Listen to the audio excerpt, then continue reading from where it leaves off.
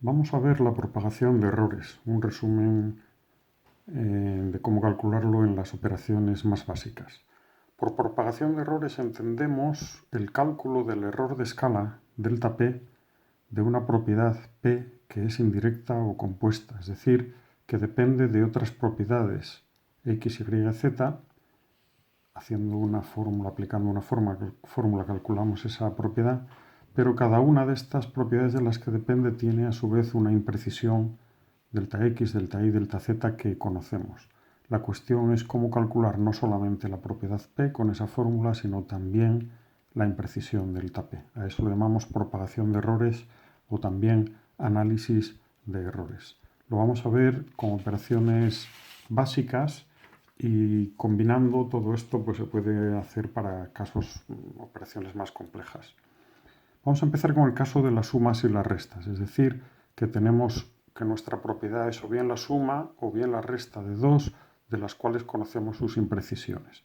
En este caso, la imprecisión de la propiedad, que la llamamos también el error absoluto, sería la suma de las imprecisiones o errores absolutos de x y de y, tanto si es una suma como si es una resta a la propiedad. A su vez, esto nos permite aplicarlo al caso de que tengamos una propiedad con error por un número sin error. Entonces lo que tendríamos es que esto es como la suma de x a veces, por lo tanto el error de la propiedad sería la suma del error de x a veces, por lo tanto delta x multiplicado por a en valor absoluto, es decir que si a es por ejemplo menos 2, aquí habría que poner más 2. Bien, vamos a ver esto en dos ejemplos, uno para la suma y otro para la resta. Para el de la suma vamos a utilizar una medida de dos masas, M1 y M2, que luego vamos a juntar dándonos una masa total. Supongamos que la masa 1 es de 25,73 gramos y la hemos medido con una balanza que nos da dos cifras decimales, por lo tanto después de hacer la pesada, que tanto si se hace con un vaso, tanto si tarando o sin tarar, hay que hacer dos pesadas y el resultado de las dos pesadas es un error de 0, o imprecisión de 0,01 gramos. A esto lo llamamos delta de M1 y al 25,73 lo llamamos M1, que es el valor. Aunque este M1 lo empleamos también para dar el resultado de ambos, es decir, la masa 1 sería 25,73 más menos 0,01 gramos. De la misma manera tendríamos una masa 2 que hemos pesado con la misma balanza y que nos daba 3,12 gramos, por ejemplo, y por lo tanto al ser la misma balanza la imprecisión es la misma que la anterior.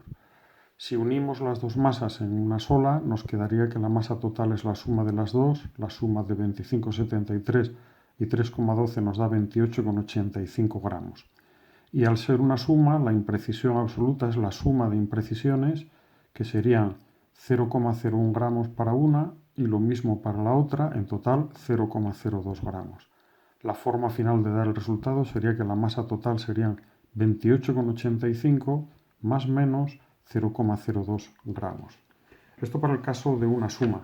Si lo que tenemos es una resta, pues vamos a ilustrarlo con el caso de una medida de volúmenes por diferencia con una bureta.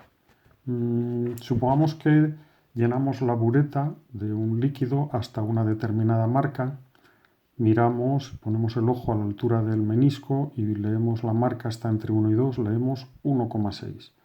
Todo esto que está contenido en la bureta en ese momento es un volumen que llamamos V1, no sabemos cuánto es, pero sí sabemos su imprecisión, sería más o menos el error de una medida del menisco, que en el caso de esta bureta serían 0,05 mililitros. A esta cantidad de 0,05 mililitros, 0,05 mililitros, la llamaríamos delta V1. Y en lo que estamos interesados es en dejar gotear en un vaso de precipitados y cerrar cuando haya llegado hasta aquí más o menos y queremos saber justamente cuál es el volumen que hemos dejado gotear y que recogemos en el vaso de precipitados. Este volumen lo llamamos V. Después de hacer esa operación, la bureta habrá quedado de esta manera. Después de que hayamos dejado gotear y cerrado la llave, habrá quedado aquí el nivel, el menisco. Ponemos el ojo a la altura del menisco y leemos en este caso 4,9. A este volumen que queda en la bureta lo llamamos V2, tampoco sabemos cuánto es, y sabemos también su imprecisión, que es la misma que la del V1, por lo tanto 0,05 mililitros. Lo llamamos delta V2 a este error.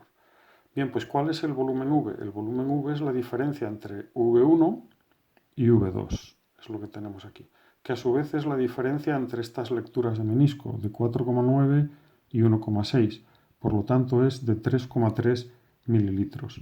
Y su imprecisión, al ser una resta, va a ser la suma de las imprecisiones de V1 y de V2, es decir, 0,05 más 0,05 mililitros, en total 0,1 mililitros. El resultado final lo damos como 3,3 más menos 0,1 mililitros. Esto ilustra el caso de las sumas y de las restas y vamos a ver ahora el caso de las multiplicaciones y divisiones.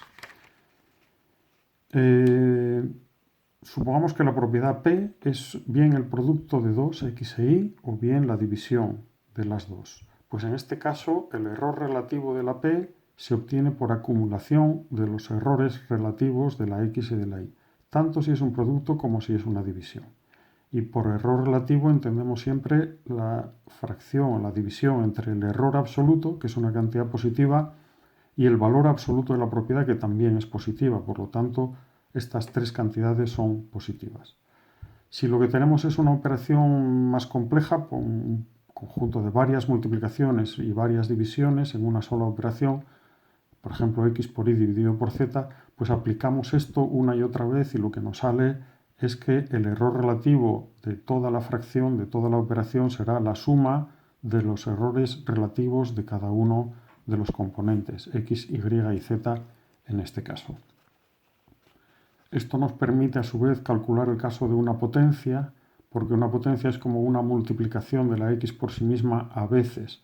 Entonces tenemos la acumulación del error relativo de la x a veces, y el error relativo de la potencia será el error relativo de la x multiplicado por el exponente, todo ello con valor absoluto, con valor positivo. Y vamos a tomar como ejemplo el cálculo de la densidad y de su imprecisión. Supongamos que tenemos un líquido que hemos medido su masa y su volumen, del que hemos medido su masa y su volumen. La masa es 28,85 más menos 0,02 gramos y el volumen 26,6 con una imprecisión de 0,1 mililitros. Pues la densidad va a ser la división entre la masa y el volumen, es decir, 28,85 gramos entre 26,6 mililitros, que nos da 1,084, 58, 64, 66 gramos por mililitro, calculado con una calculadora normal. Aquí nos preguntaremos, bueno, no todas estas cifras serán significativas, no todas ellas tienen un significado real. ¿Cuáles de ellas lo serán? Pues eso lo podemos ver calculando el error de la D. Y otra pregunta que podemos hacernos sería, bueno, si yo he calculado la densidad y con una determinada imprecisión, pero me gustaría mejorar mi experimento para que la precisión sea mayor, ¿qué tengo que mejorar? ¿La medida del volumen o la medida de la masa? Pues eso vamos a ver que la propagación de errores, que se llama también, como he dicho, análisis de errores, permite averiguar esto. Vamos en principio con el error de la densidad. El error de la densidad, al ser una división, lo que tenemos es la acumulación de los relativos de la masa y del volumen. El de la masa serían 0,02 entre 28,85, todo gramos, gramos y gramos se nos van, y el del volumen sería 0,1 mililitros entre 26,6 mililitros, los mililitros se nos van. Y cuando calculamos estas dos fracciones, vemos que la primera nos da 0,3069 y la segunda 0,2038, es decir, esto es bastante mayor que lo anterior. La suma de los dos nos da un número 0,0045 que se parece mucho al del volumen. Es decir, que de los dos, masa y volumen, es el error del volumen el que determina el error de la densidad en este caso. O dicho de otro modo, si tenemos que mejorar el experimento, tendremos que mejorar la medida del volumen. Podemos dejar la medida de la masa tal y como se haya hecho. Bien, y vamos a calcular ya finalmente el error en la densidad, que sería la densidad por el error relativo, es decir, 0,0045 por la densidad, que es 1,08458, lo ponemos aquí, hacemos gramos mililitro, hacemos la operación y nos da el error absoluto de la densidad, 0,0048 gramos por mililitro.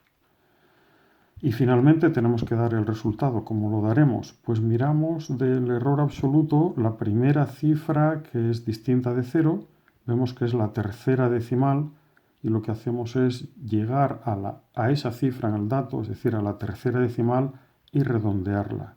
Vamos, un 4 seguida de un 5, pues entonces va a tener que ser un 5 de redondeo. Por lo tanto, el resultado sería 1,085. Más menos el error, que serían 0,0048, pero usamos solamente una cifra, la primera cifra distinta de 0.